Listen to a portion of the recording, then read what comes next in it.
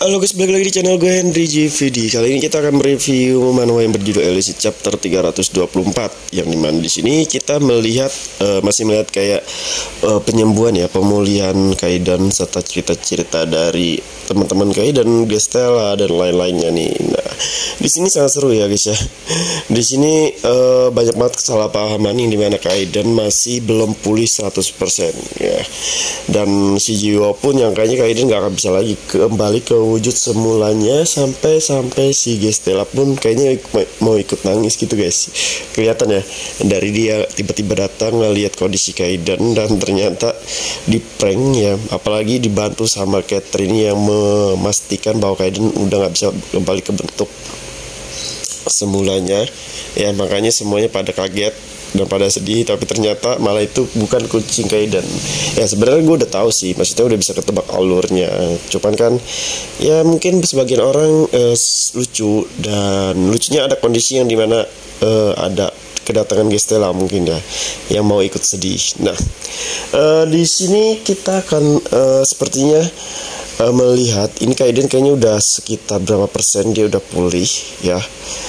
Kalau gue lihat udah pulih hampir beberapa persen, dan mungkin kedepannya tinggal akan dimunculkan karakter-karakter dari Awoken lain selain ini kan masih di sekitaran Kaidan dan teman-temannya ya. Pemulihannya meskipun gue gak tahu pemulihannya udah 100% apa belum, tapi gue kira sih belum sih ya, karena lawan dia ini kan lawan yang emang susah ya, bukan hanya Andre doang, dan udah benar-benar terluka lah ya dibandingkan dia dulu. Nah, kalau menurut gue sih mungkin sekitar 20% 30%-an. Di sini kita akan melihat kemungkinan beberapa karakter-karakter yang akan dimunculkan di manhwa ini ya. Entah itu di chapter besok atau besoknya lagi. Tapi kayaknya ini masih kayak tentang Korea teman-temannya Jiwo ya, tentang teman-temannya Jiwo. Kan belum ditongoli juga tuh ya teman-temannya Jiwo dari adeknya si cewek Nuna itu. Kayaknya si siapa tuh si Jiwo ini nggak masuk sekolah, gue lihat dari kemarin. Apakah lagi cuti ya?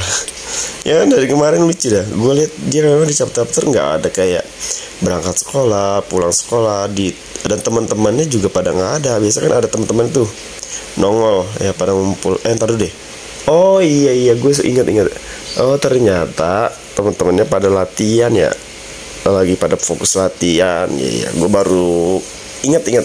Soalnya di chapter kan, kalau kalian yang lupa nih, yang nanyain kok di sini nggak ada teman-teman Jiwo sih, nggak pernah disering. Sorry guys kepotong, tadi ada urusan sebentar.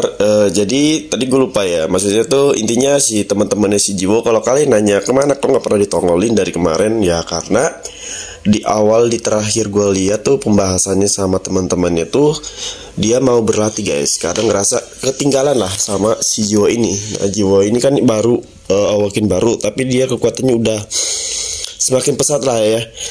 Dia tuh berkembangnya juga semakin cepat, lebih cepat daripada teman-teman yang lain. Nah teman-teman yang lainnya pun nggak mau kalah nih, nggak mau sampai didahuluin lah, sampai jadi beban atau ketinggalan. Makanya mereka semua ini udah pada lagi sedang melakukan pelatihan tertutup ya. Nah sepertinya penulis ini bakalan nyiapin beberapa musuh ya. Jadi musuhnya itu bukan hanya 1-2 nantinya.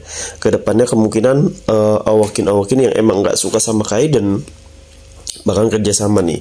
Jadi posisi Awoken Kaidan ini itu udah diketahui lah semua musuh ya, ada di Korea, dan di Kaidan ini pun punya satu murid. Nah bayangin aja, orang-orang yang ingin jadi murid Kaidan yang dulu-dulu itu tapi ditolak sama Kaidan pasti bakalan punya balas dendam. Itu yang pertama ya, mereka juga bakal ikut kerjasama. Nah kalau untuk beberapa peringkat lain 1-2 itu gue nggak tahu tuh akan seperti apa ya, karena yang baru kelihatan kan hanya beberapa doang tuh ya, yang emang yang tiga dari Awoken ya, harusnya 4 tapi yang satunya udah mati, jadi gue sebutin 3 dari top 10 ya, itu sedang sudah bekerja sama lah ya kemarin itu untuk melawan atau membunuh si Kaidan ya. Meskipun akhirnya gagal kenapa?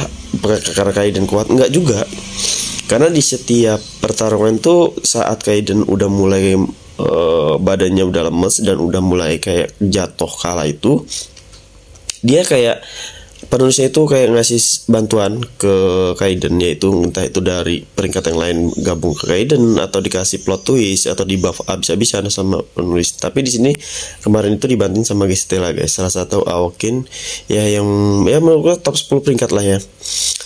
Nggak tahu kenapa, tapi di sini sepertinya dua orang ini si kemarin tuh kayak takut sama Gestella. Apakah emang kekuatannya nggak cuma menandingi Gestella, ataupun karena mereka berdua udah menghabiskan sebagian energinya untuk melawan teman-temannya Kaiden yang lain, makanya mereka mengundurkan diri. Nah, di sini gue juga belum ditunjukkan juga sih kalau Gestella bertarung itu seperti apa ya. Tapi kalau gue lihat sih dia ini tipe-tipe yang emang kayak ninja assassin gitu ya, karena kan dia punya kekuatan kayak menghilang dengan cepat gitu, kayak bikin teleportasi ya, pakai apa namanya tuh asap-asap berwarna pinknya itu. Bakalan lebih seru lagi kita ke depannya guys nih, dan bakalan lebih serunya lagi nanti para top 10 tuh bakal keluar, apalagi kalau nomor 1, 2 itu keluar ya, karena itu kan belum kelihatan tuh siapa mereka ya. Dan pada geger lah, ternyata Kaiden selama ini bersembunyi di atau tinggal di Korea, dan Korea pun sekarang udah memiliki beberapa hunter yang emang udah pantas menjadi 50 peringkat di dunia, karena udah ngalahin tuh ya, ngalahin beberapa Awokin yang emang 50 peringkat. Menurut gua antara Nuna dan kakek ini bakalan mungkin masuk ke 50 peringkat. Cuma sayangnya si kakek ini udah tua ya. Kemungkinan dia juga nggak terlalu tertarik sama apa namanya peringkat-peringkat seperti itu. Mungkin dia hanya ingin menjadi kuat seperti Kaiden, ya kan? Soalnya dia juga keluar dari asosiasi ya.